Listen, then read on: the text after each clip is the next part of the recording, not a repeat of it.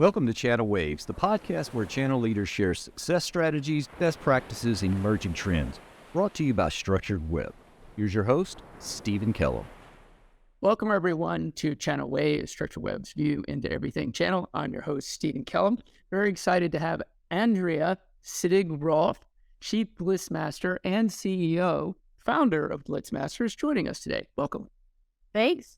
Happy to be here.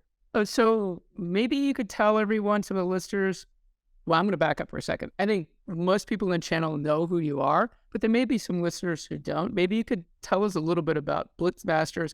I know it's about effective appointment setting, right? But that could be a pretty broad range. Maybe you could tell everybody a little bit about that and maybe a little of your background as well.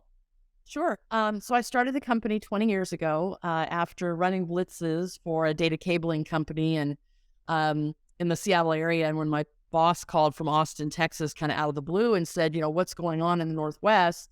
Your numbers are off the charts. I'm just looking at all the regions across the country. The Northwest is on fire. What's happening? I said, running these blitzes. And I just kind of told him about it. And when he said, keep up the good work, I can see the results in the bottom line. I thought, why would I keep up the good work for this guy? This could be a business. I could do this full time. So that was 20 years ago. The rest, as they say, is history. And in a nutshell, we help channel marketers grow their business with partners through sales enablement blitz workshops that bring same-day results. Okay. So how does that fit in the market today, right? I work for a marketing company. By the way, I love what you do, and I think it's incredibly effective. But how does that fit in the market today, right? Very interesting. One point, I was on a podcast just the other day, and they were talking about doubling down on marketing, right? And doing something non-intuitive. I think that probably ties pretty well into what you do, and it's probably not a bad idea.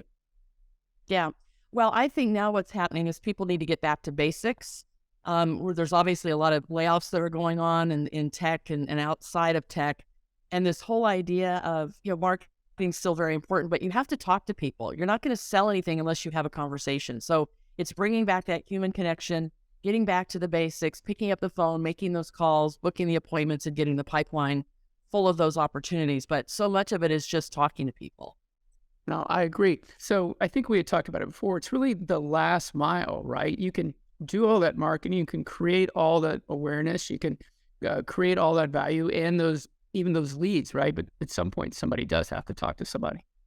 Yeah. And that's kind of where we fit in. We call it the last marketing mile. You've done all the social and the email and maybe text campaigns. And then now you got to call people. Now you got to make that call, book the appointment. So we're sort of at the last marketing mile and at the very beginning of the sales process, because what we teach folks to do is to get that first appointment, to start that conversation or to start that new relationship. So what's the goal, right? How do you, the goal is, I think this is where people, I'm going to back up for a second. Sometimes when people hear what you do, and I think when I first heard what you did and first met you, I wasn't sure really what is that goal, right? Is it, once again, tying very closely to that marketing, or is it just sitting down with a bunch of people doing a bunch of telemarketing? And maybe you could talk a little bit about what is really the goal and maybe even how that has changed, right? With marketing coming down the funnel, right, to the sales funnel and sales going up the marketing funnel, right? Yeah. Well, the goal is really just to book the appointment. And that's a little bit of a paradigm shift for folks who are used to calling and then they start selling right away. And you have to keep in mind, you've interrupted someone's day. They're in the middle of something, chances are. So you don't really have their undivided attention. And the best way to get hung up on is to start selling. Right. So the idea is to make it short, less than 90 seconds probably. The whole purpose is just to book the meeting. And it makes it easier for the salesperson. The prospect appreciates it because you're not taking their time then. The goal is to set up that future conversation, whether it be through Zoom or in person or at an event. You're not taking a lot of their time now. You're booking that future time when they're going to give you their undivided attention. Okay. I mean, that sounds pretty simple, right? Yeah. But I'm sure there's challenges along the way. So what's some of the challenges that are out there? How do you guys work to overcome them? And we can talk about trends maybe a little bit later. Yeah. Well, the big challenges are, things like getting past the gatekeeper, handling those objections, getting the voicemail returned. It's all sort of the roadblocks that sales reps run into when they're making those calls and trying to book those appointments. So great tips in terms of gatekeepers, you can call, before 8 a.m. or after 5 p.m. Sure. A lot of times gatekeepers are gone. You can get right to the decision maker. or when the gatekeeper answers the phone, you can ask for sales. You're not going to get screened from asking for sales or even accounting. You can ask for another department and then from there get transferred to your decision maker. And then with objections, there's, I'm not interested. We're all set. I'm too busy. Call me back. There's all these objections that you hear. And we've got some great tactics to handle those objections and get appointments. And then we teach the 8-second voicemail. The purpose is just to get that return call, not to sell anything on voicemail, but just to get that call back. So we really help with the roadblocks that sales reps run into when they're making those calls. So what does the engagement look like? If someone's working with you, is it small engagements, large engagements? Maybe you can talk a little bit about your average customer, what sort of customer they are, and what sort of the engagements look like. Sure. So we do this, what we call single partner blitzes, where you just have one partner. It's just one team. They could be in one physical location or they could be spread out. And then our more popular program, we call it Blitz Anywhere Multi-Partner, because it's actually many partners with lots of sales reps spread across the U.S., Canada, sometimes Latin America. So it can be as small as a single partner with 5 reps. It could be as large as 50 partners and 1,000 reps. It just depends on what the vendor is looking to do. So yeah, it really just depends. But in any case, the goal is to book the meeting, get as many appointments as possible. And the value props are always based on the sponsor. Right. Of the, we tweak it, we customize it so that all these techniques are applied to the value prop of whomever is sponsoring it. So 2 questions. How does someone know they need you? And then what sort of organizations are most successful? Actually, 3 questions. And if they're not, what do they need to get there, right? So sorry, that was 3 questions. That's a lot of math, Stephen. Okay, all right. So how does someone know let's start with how does someone know they need you? Usually it's a pipeline issue. So what we've tried to do in terms of our branding is, we want to be known as the person to go to, the company to come to when pipeline is an issue. Who you going to call? BlitzMaster. You have to get that in there. Have you actually used that ghost? But I mean, I think that's trademark, but have you actually used Yes, yes. We have a video about that we've done with, who you're going to call? BlitzMasters. So yeah, if you're having a pipeline issue, you need leads, top of the funnel, that's the area where we help. So that's when people know they need us is we need pipeline, at how we're going to get there and who we're going to call. And that's when you need us. Okay, I'm going to take that video from you and we'll promote this, everybody, on LinkedIn. We're going to use that video, right? I think it's actually pretty cool. So who's most successful with this, right? Because take it a step backwards for a moment. Everyone has a pipeline issue.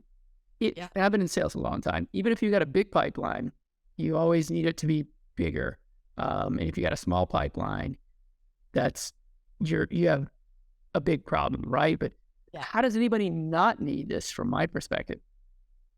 Yeah, I guess the only time they wouldn't need it is if they have more leads than they can deal with, more business coming in than they can deal with, not enough product to fulfill orders. Right.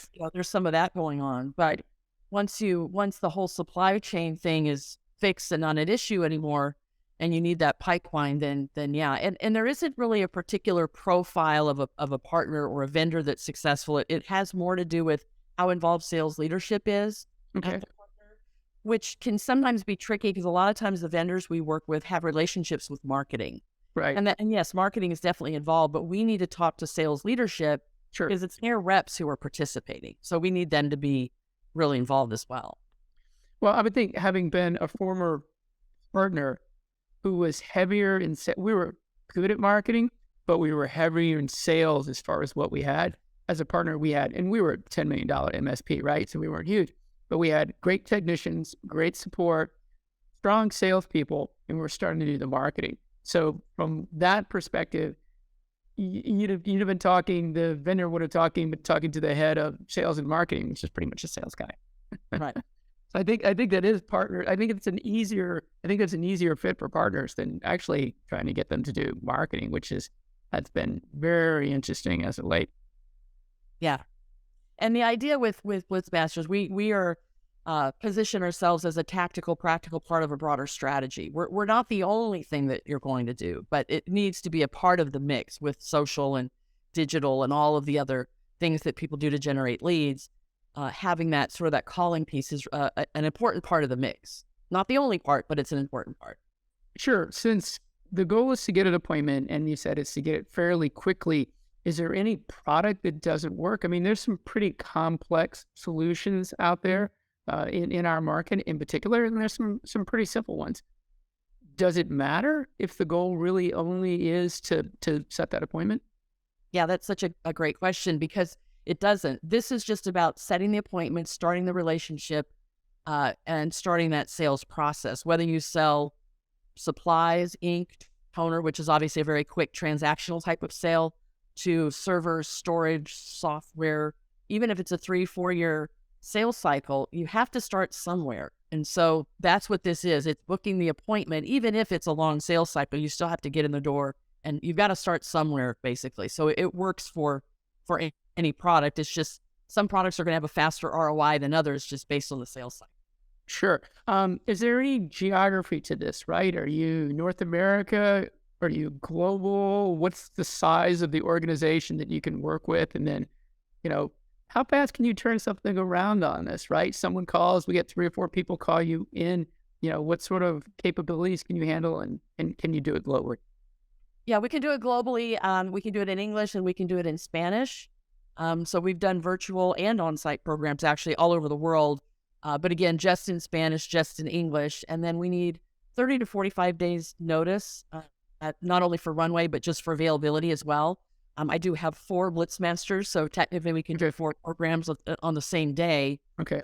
But the runway piece is important. The prep is really important. What do you think appointment setting looks like in the next couple of years? Because we've had the virtual side because you've had COVID, and now people are getting back out there. So what does that trend look like? Are people continuing to do more virtual training? Are they moving to inside pieces? Is it a blend? Kind of what have you learned from that, and where do you think this is going to go?